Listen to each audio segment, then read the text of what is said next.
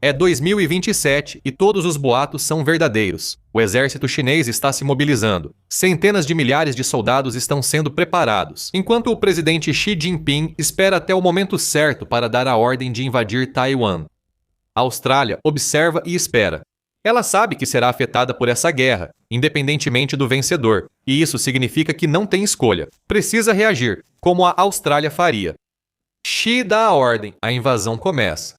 A enorme força de invasão da China está posicionada ao longo da costa da província de Fujian, estendendo-se por cerca de 3.750 quilômetros, ou aproximadamente 2.330 milhas.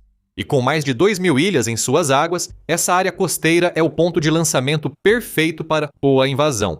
É a província chinesa mais próxima de Taiwan, proximidade importante diante do desafio que a China enfrenta. Xi precisa que suas forças capturem rapidamente os portos de Taiwan. Quanto mais tempo levar essa fase inicial, maiores as chances das forças aliadas, lideradas pelos Estados Unidos, com Japão e Austrália apoiando, impedirem a China. Não são os navios chineses que partem primeiro. Os mísseis precisam voar e voar. Eles fazem isso quando a China lança projéteis contra a costa de Taiwan para enfraquecer as defesas, que Xi precisa que seu exército supere. A Marinha e a Força Aérea de Taiwan sofrem o maior impacto do ataque. A Marinha deve perder muitos dos 90 navios, incluindo várias das 21 fragatas, muitos navios patrulha e possivelmente 1 ou 2 dos 4 contratorpedeiros. A China também ataca estrategicamente bases aéreas em Taiwan para destruir o máximo das 720 aeronaves militares do país. Os 258 caças de Taiwan serão os principais alvos aqui.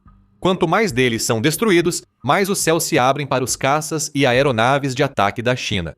Taiwan está em choque e ferida, mas Xi sabe que o trabalho duro começa agora. Após o ataque de mísseis da China, EUA e Japão ativam suas forças no Indo-Pacífico. Bombardeiros decolam de bases japonesas e atacam Fujian com mísseis de cruzeiro e bombas. Navios americanos e japoneses são enviados. O objetivo aqui é atrasar a China. Os navios vão demorar para chegar ao Estreito de Taiwan, onde poderão agir contra as forças da China. Se a frota da China for desacelerada e o exército não conseguir tomar Taiwan rapidamente, o país terá uma chance. E é aqui que a Austrália entra em cena. A Austrália não possui uma marinha relevante mundialmente, nem capaz de competir com a China. Como destaca o Global Firepower, a marinha da China tem 796 navios a mais do que os 45 que a Austrália pode trazer para o combate. A China também tem porta-aviões, 10 vezes mais submarinos e dezenas de destroyers e fragatas a mais. Apesar de não liderar a luta contra a China, a Austrália não está indefesa. Ela terá papel crucial para defender Taiwan e dar tempo aos Estados do SEWA e Japão mobilizarem seu poder naval e aéreo. Os navios australianos podem entrar na luta. Continue assistindo para saber como. Nos estágios iniciais da invasão chinesa de Taiwan, o apoio é essencial. A Marinha Australiana se mobiliza e a Austrália passa a cooperar mais com as forças do ZPSAT no país. O Centro de Estudos Estratégicos e Internacionais, ou CSIS, até delineou esse papel para a Austrália em seu cenário de Jogos de Guerra de janeiro de 2023 para exatamente esse evento, de acordo com o CSIS. Devido à relação próxima com o ZPATEWA e à presença de forças americanas, a Austrália permitiria acesso, bases e sobrevoo em tempos de paz. As forças australianas participariam da luta no Mar do Sul da China, mas ficariam indisponíveis por operações em torno de Taiwan. Esse é um resumo bastante preciso do que vem a seguir, pelo menos durante as fases iniciais da invasão da China. Em Darwin, que fica no território norte da Austrália, há uma saída de tropas dos ZPSAT, todas sendo enviadas na direção de Taiwan. Alguns navios australianos também deixam a cidade. Infelizmente, o poder naval da Austrália seria maior se a China tivesse adiado a invasão a Taiwan por alguns anos. Há pontos positivos. A Austrália tem drones Ghost Shark para usar. O primeiro desses drones ficou pronto para testes no mar em novembro de 2025, antes da entrega prevista para janeiro de 2026. Felizmente para a Austrália, os testes foram bem-sucedidos. Os fabricantes dos tubarões fantasmas e Daril conseguiram aumentar a produção em 2026 para entregar alguns drones à Austrália. A produção não foi concluída e Daril planejava entregar todos os tubarões fantasmas encomendados em 5 anos a partir do fim de 2025, mas a Austrália já possui alguns, o que é melhor do que nenhum. Infelizmente, outros recursos simplesmente não ficaram prontos a tempo. Pelo acordo AUKUS entre Austrália, EUA e Reino Unido, a Austrália compraria 3 submarinos classe Virginia dos E-Powers CISO EUA em 2032 com opção de mais 2. O acordo ainda está longe de ser concluído caso a China invada Taiwan. O novo submarino nuclear do AUKUS para Austrália e Reino Unido também não está pronto. A construção desse submarino só começaria após a chegada dos submarinos classe Virginia na Austrália, e acelerar a produção não os deixará prontos em poucos anos. Sem contar as semanas após a invasão chinesa a Taiwan, a Austrália precisa agir com o que tem, mas isso pode ser suficiente. De volta a Darwin, navios foram enviados e tropas americanas lá seguem para Taiwan. Essa não é uma força americana massiva. A maioria são fuzileiros navais da primeira Força Expedicionária de Fuzileiros Navais dos Estados Unidos, que estão estacionados como parte da Força Rotacional de Fuzileiros Navais em Darwin. Eles provavelmente estarão envolvidos em operações em solo taiwanês mais tarde, embora seja possível que os doces Sewa possam usá-los para causar problemas na província de Fujian. Membros da Força Aérea Real Australiana na base da RAAF em Darwin também podem ser alertados. Esta base abriga o 452º Esquadrão da RAAF e forças da Força Rotacional de Fuzileiros Navais, mas as aeronaves australianas terão papel limitado na resposta a Taiwan. Pine Gap será mais importante. Situada no interior da Austrália Central, esta base secreta ocupa um terreno protegido, quase escondida em um vale isolado, longe de olhares curiosos. Pouco se sabe sobre essa instalação de defesa conjunta. Além disso, ela foi criada pela CIA em 1966 como resultado de algum tipo de acordo entre a Austrália e os EUA. As duas nações ainda controlam juntas um ativo que, segundo o The Guardian, já foi chamado de local de inteligência mais valioso da América fora dos EPOTODs CEUA. Os primeiros estágios da invasão chinesa a Taiwan destacarão a importância de Pine Gap. Informações de inteligência de Pine Gap começam a ser transmitidas imediatamente aos soldados americanos destacados. Junto com os navios australianos que acabaram de sair de Darwin, Pine Gap também pode servir como uma instalação de alerta precoce para avisar as forças aliadas quando mísseis chineses estiverem a caminho. Satélites no Indo-Pacífico rastrearão mísseis balísticos lançados da China, fornecendo dados vitais para a inteligência de Pine Gap.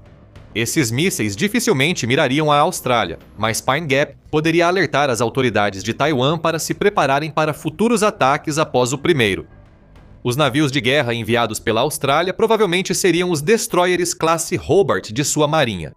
Esses navios, comissionados em 2017 após a escolha da Lockheed Martin em 2007 para desenvolver destroyers para a marinha australiana, oferecem diversas capacidades. Eles têm capacidades antiaérea, anti-superfície e anti-submarino, funcionando como estações de radar flutuantes para coletar mais informações de inteligência. Com alcance de 5.000 milhas náuticas e velocidade máxima de 28 nós, esses navios navegam com eficiência pelo Indo-Pacífico. Eles seriam operados por cerca de 200 pessoas cada. Os 3 destroyers classe Hobart da Austrália focariam em manter as principais rotas marítimas próximas ao Japão e Austrália abertas. Principalmente porque a Grande Marinha Chinesa deve tentar bloquear Taiwan, mesmo com o perigo dos navios classe Hobart. E possui um sistema de lançamento vertical.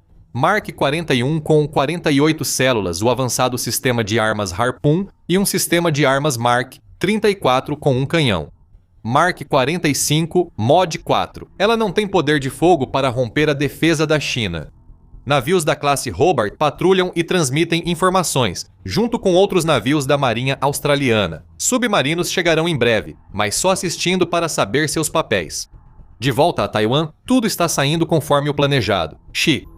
O ataque de mísseis da China enfraqueceu Taiwan, permitindo o desembarque das embarcações anfíbias chinesas. Soldados nas praias da ilha, as chamadas Praias Vermelhas, muitas delas na costa oeste de Taiwan e outras no norte do país, foram alvo de ataques. Nem todas caíram para a China, mas defesas de Taiwan suficientes foram destruídas para permitir desembarques. As forças da China agora buscam capturar o máximo de portos, bases aéreas e cidades de Taiwan, priorizando os 2 primeiros. Quanto mais tempo a China controlar portos e bases aéreas, mais navios e aeronaves com tropas e equipamentos chegarão a Taiwan.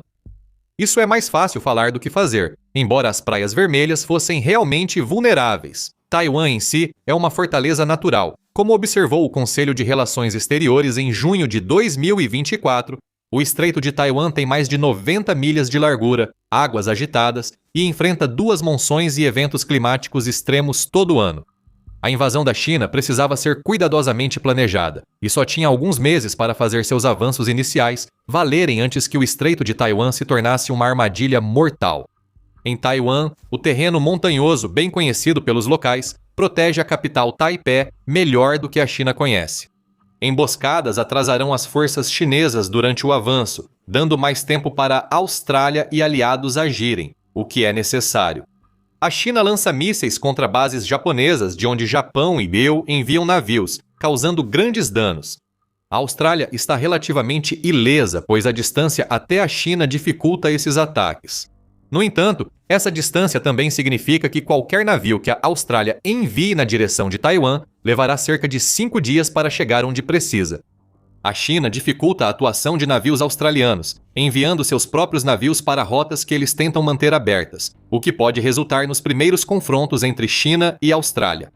Esses navios precisam manter as rotas marítimas abertas. É aí que a Força de Submarinos da Austrália atua, embora o país ainda não tenha recebido os submarinos previstos pela parceria AUKUS. Ela tem uma frota localizada na HMAS Stirling, que fica na Ilha Garden, perto da cidade de Perth, no oeste da Austrália. A frota possui 6 submarinos classe Collins, que serão enviados conforme a estratégia naval da China se definir. Todos os 6 são submarinos de ataque movidos a diesel elétrico, ou seja, nenhum deles é páreo para os submarinos nucleares mais avançados que tanto a China quanto os Estados Unidos podem operar. No entanto, todos eles podem atingir velocidades de até 20 nós quando submersos e podem permanecer debaixo d'água por 70 dias antes de emergirem. Cada um tem 6 tubos de torpedo de 530 mm e pode transportar mísseis antinavio Harpoon ou, se necessário, minas como substitutas dos torpedos. Esses 6 submarinos representam uma ameaça para a marinha da China, apesar de não serem tão avançados quanto os submarinos movidos à energia nuclear. Os submarinos da classe Collins da Austrália são surpreendentemente silenciosos. Eles provavelmente seriam enviados ao arquipélago indonésio e ao Mar do Sul da China para caçar navios e submarinos chineses. A Austrália também pode manter submarinos e fragatas para defender suas aproximações contra ameaças da China. De volta a Taiwan, Xi pode estar percebendo agora que espalhou suas forças, especialmente os recursos navais da China, um pouco demais. A cabeça de praia foi estabelecida, provavelmente no sul de Taiwan. Os portos próximos ao norte de Taiwan, onde está Taipei, foram destruídos por Taiwan antes da chegada da frota chinesa. Todo soldado que chega nessas praias vermelhas do norte é pouco numeroso e pode ser eliminado nas montanhas. Ainda pior para Xi, aeronaves de Taiwan, Japão e Pop-Sewa estão voando para Taiwan a partir de bases americanas no Japão. E os porta-aviões que os Etoa-Stoewa têm no Indo-Pacífico, quais porta-aviões estão presentes e quais são usados na luta contra a China, é algo debatível. Em julho de 2025, os EWA enviaram 4 porta-aviões ao Indo-Pacífico em resposta à demonstração naval da China, que mandou 2 porta-aviões ao Pacífico. Os EWA podem ter recebido informações antecipadas sobre o plano de ataque de Xi, e por isso, vários porta-aviões americanos podem estar próximos a Taiwan. Semanas após a invasão, a China agora disputa com Tai. Navios ocidentais enfraquecem gradualmente o bloqueio naval da China em Taiwan. A instalação de uma cabeça de praia chinesa no sul de Taiwan obriga os soldados a percorrer longas distâncias até a infraestrutura principal. Enquanto isso, as forças taiwanesas vão ao sul enfrentá-los, geralmente em florestas e montanhas. É crucial que a China desembarque rapidamente mais infantaria e equipamentos, pois logo as forças navais aliadas atacarão a cabeça de praia chinesa. A guerra de Taiwan está virando um conflito global. Enquanto tudo isso acontece, as Filipinas podem começar a se envolver. O chefe do Estado-Maior das Forças Armadas do país, Romeu Browner, disse isso em abril de 2025, chamando esse envolvimento de inevitável. Se a China invadir Taiwan e navios filipinos se envolverem, a Austrália pode focar mais sua marinha no ataque aliado a navios chineses no Estreito de Taiwan. Agora, a Austrália começou a enviar mais de suas aeronaves. A frota do país de 13 aeronaves de patrulha marítima P-8A Poseidon está no ar e vasculhando os mares novamente. O objetivo é dar apoio. Decolando da base IAF Edinburgh, a cerca de 24 quilômetros ao norte de Adelaide, no sul da Austrália. Essas aeronaves são versáteis e eficazes. Seus papéis principais são guerra anti-submarino e anti-superfície, especialmente na invasão de Taiwan pela China. A aeronave também pode ser usada em busca e salvamento e fornecer inteligência marítima. Isso beneficia a Marinha Australiana e aliadas enquanto o ataque à Marinha da China continua. Com o apoio dos drones Enki 4C Triton, as aeronaves Poseidon oferecem consciência situacional.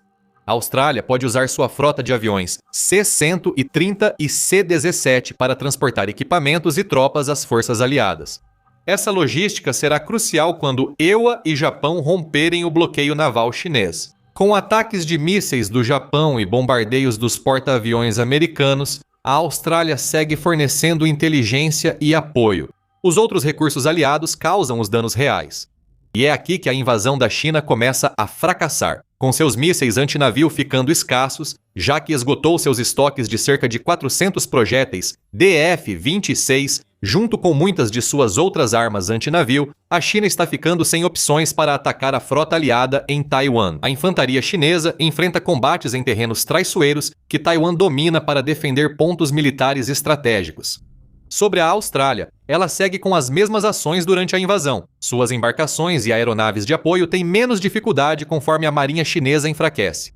Xi precisa começar a enviar navios que estavam operando em outras vias navegáveis fora de Taiwan para o Estreito de Taiwan, a fim de reforçar o bloqueio naval. Não é suficiente. A frota australiana também vai ao Estreito de Taiwan e ajuda a destruir a frota anfíbia chinesa. Esse é o problema de Xi. A China precisa agir rápido ou ficará presa em uma guerra de desgaste. Se os defensores de Taiwan ganharem tempo suficiente, as forças aliadas conseguirão desgastar a marinha chinesa até torná-la ineficaz. Com a abertura do Estreito de Taiwan, mais navios chineses são destruídos. A Austrália pode agir, mas seu apoio durante toda a invasão será ainda mais valioso. Xi percebe que foi além do que podia. Se fosse só Taiwan, a China talvez venceria e teria mais tempo para enviar soldados. Se não precisasse se preocupar com EUA, Japão e Austrália, a China teria agido diferente. Esticada demais e com muitos alvos, a invasão chinesa fracassou. Apesar de não liderar a defesa de Taiwan, a Austrália foi fundamental entre os aliados para evitar que os danos causados pela China se tornassem catastróficos. Apesar de existirem vários cenários possíveis em caso de invasão chinesa a Taiwan, o envolvimento da Austrália é o único fator constante na maioria deles. Se a Austrália escolher ficar de fora e apenas observar, isso só vai adiar o inevitável de acabar sendo envolvida na luta de qualquer maneira. Segundo o Instituto Australiano de Política Estratégica, que foi direto em 2025, uma grande falha no debate australiano sobre Taiwan é a abordagem simplista. Vamos ou não vamos intervir? Esse enquadramento parte do pressuposto de que qualquer conflito estaria restrito a Taiwan. Uma invasão seria bem mais complexa, afirmou o Instituto de Pesquisa. Devemos responder: sim, vamos intervir. Tudo além disso é arriscado. Se uma vitória chinesa em Taiwan alterar muito o equilíbrio de poder no Indo-Pacífico, o próprio Xi pode acabar prejudicando as ambições da China sobre Taiwan. O caos começou na China após conselheiros militares de confiança de Xi tentarem tomar o poder contra ele. Esses conselheiros alertaram contra invadir Taiwan rapidamente. Com sua saída, Xi não enfrenta obstáculos, o que pode ser um problema maior do que ele pensa para a China. Veja mais em nosso vídeo. E se você gostou deste vídeo, não se esqueça de se inscrever no The Military Show para não perder o que vem por aí. E obrigado, como sempre, por assistir.